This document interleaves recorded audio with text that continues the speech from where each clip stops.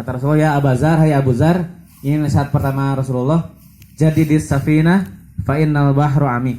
Kata Rasulullah ke Abu Zar, perbaharui kapalmu karena laut itu dalam. Secara singkat, ini seperti kurang tidak logis. Laut. Nah, ada ulama yang kemudian mencoba menggali tentang hadis ini. Kata ulama tersebut, ini adalah sebuah amsal, sebuah pemisalan. Bahwa ternyata kita ini diibaratkan sebagai kapal. Dan laut ini adalah dunia. Jadi kita ini ibarat seperti sebuah kapal yang sedang mengarungi laut dunia. Nah, yang jadi soal adalah apa yang paling berbahaya bagi kapal yang sedang ada di atas laut? Gelombang, ombak, apa lagi? Badai. Nah, kata ulama ini, yang paling bahaya adalah masuknya air ke dalam kapal. Ombak sebesar apapun selama tidak masuk, aman, tidak akan tenggelam. Tetapi ketika sudah ada air masuk ke dalam kapal dan tidak dikuras, kapalnya akan tenggelam, karam tenggelam, tak terbenam, karena menghilang begitu. Nah, pun sama dengan manusia di dunia. Yang paling berbahaya adalah bukan hujatan netizen. Yang paling berbahaya adalah bukan fitnah tetangga.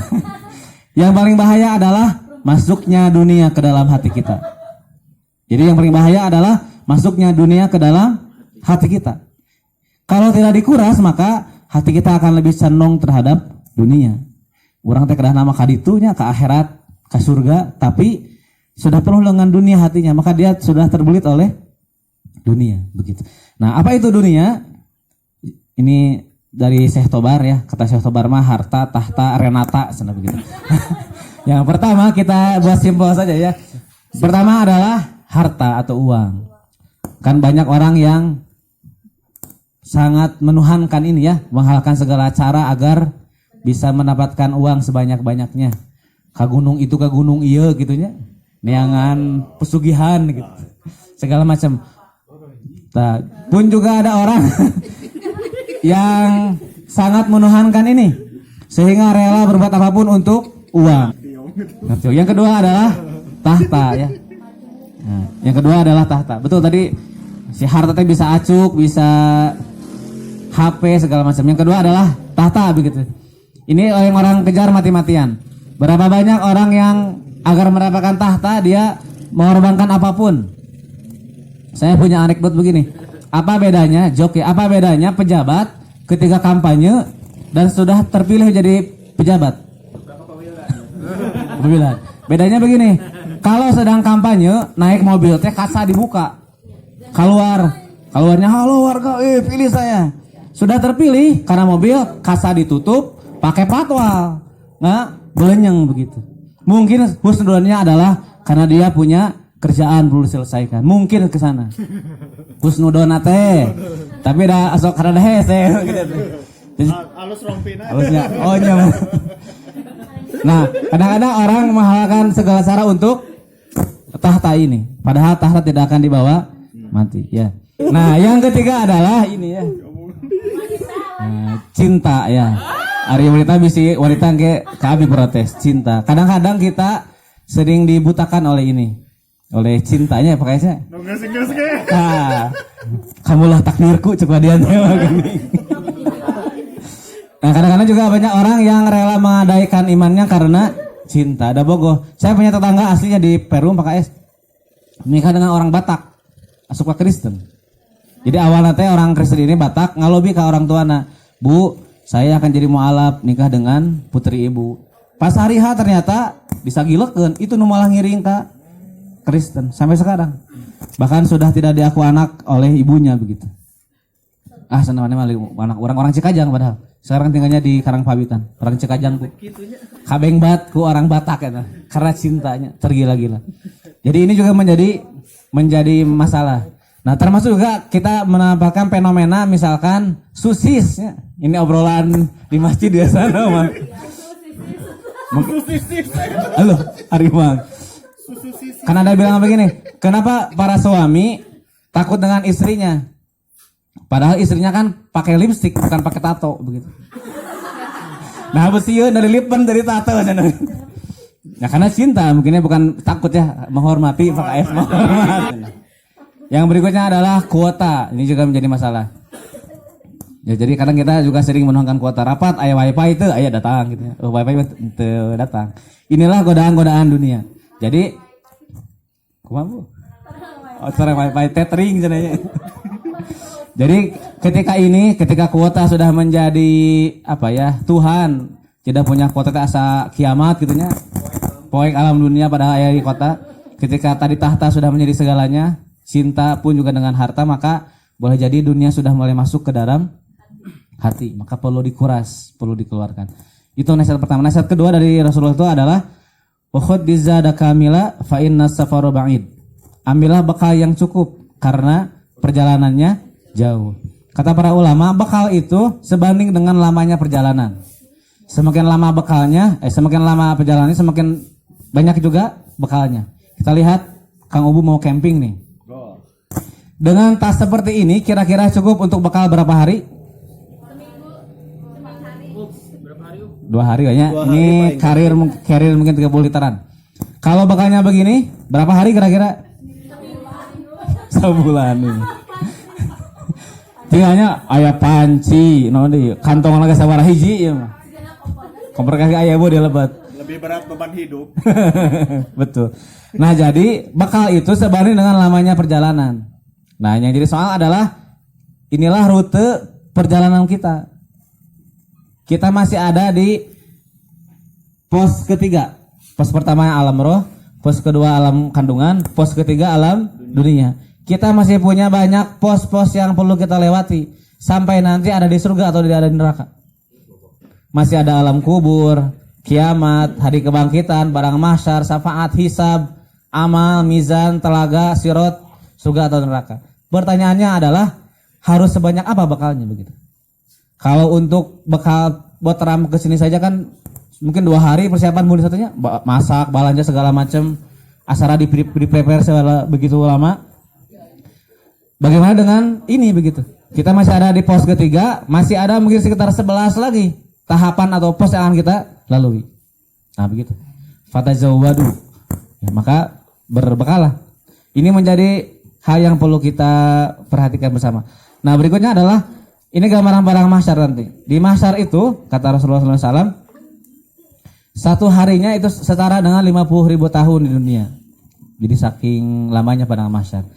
Nah dengan asumsi hadis ini ada orang yang menghitung teori relativitas lamanya di dunia dengan lamanya di padang mahsyar. Dia menghitung kalau kita hidup 60 tahun di dunia, maka dibandingkan dengan sehari di padang mahsyar, dunia ini dimulai orang borojol sampai kan nanti meninggal itu hanya akan terasa selama 2 menit 1 detik begitu.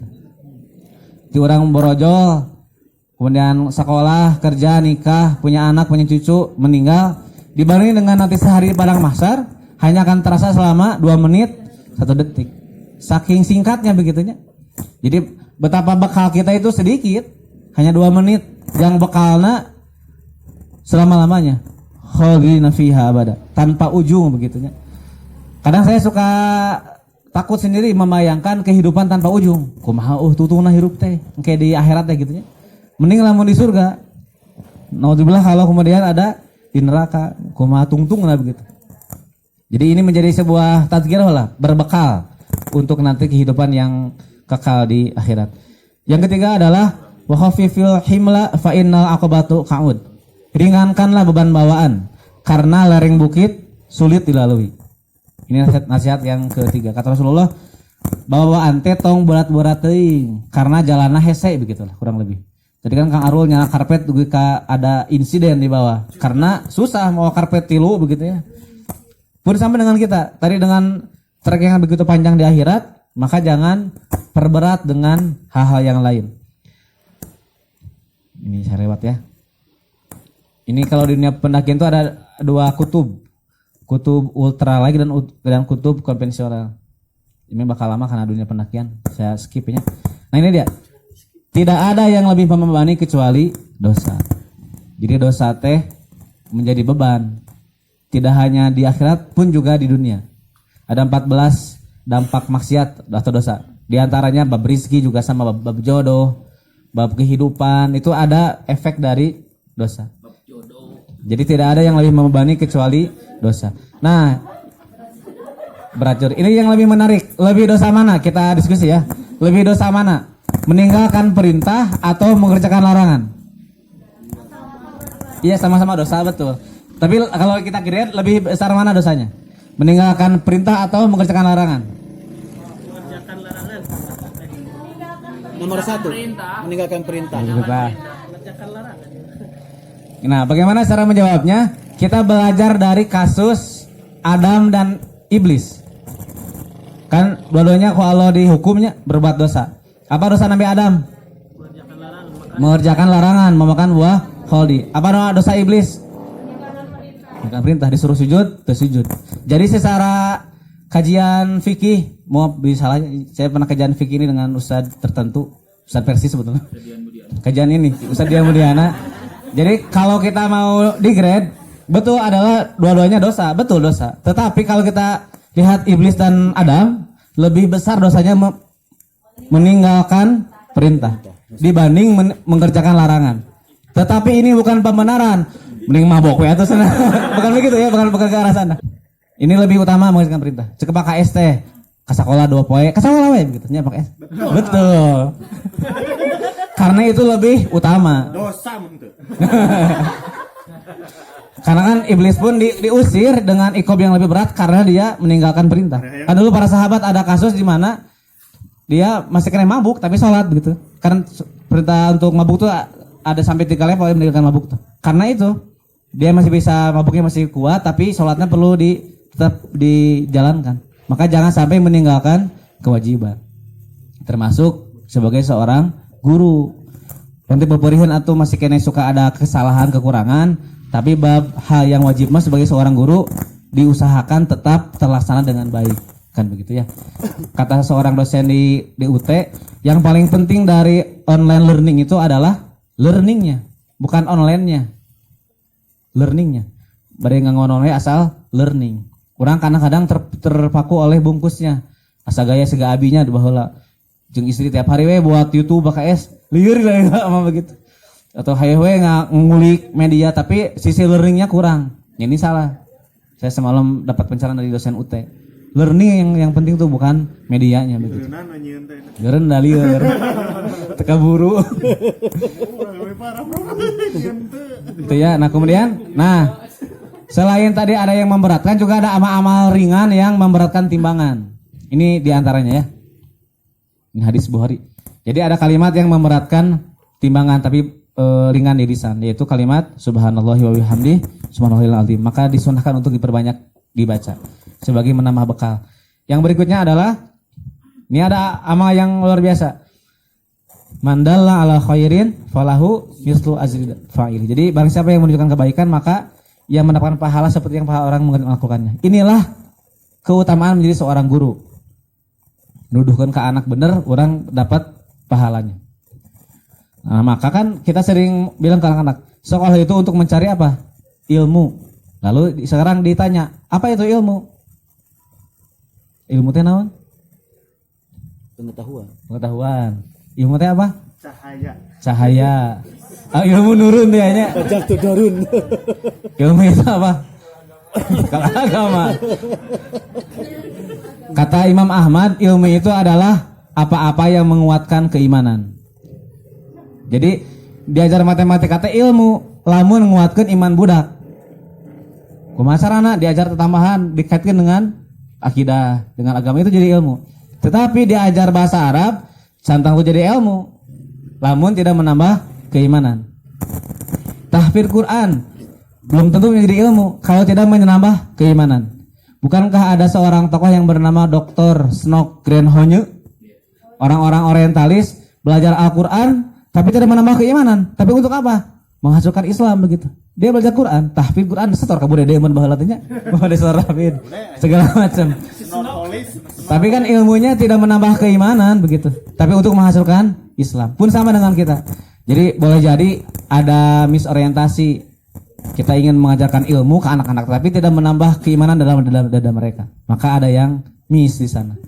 Disinilah adalah peluang guru menurut saya. mendapatkan pahala yang begitu besar.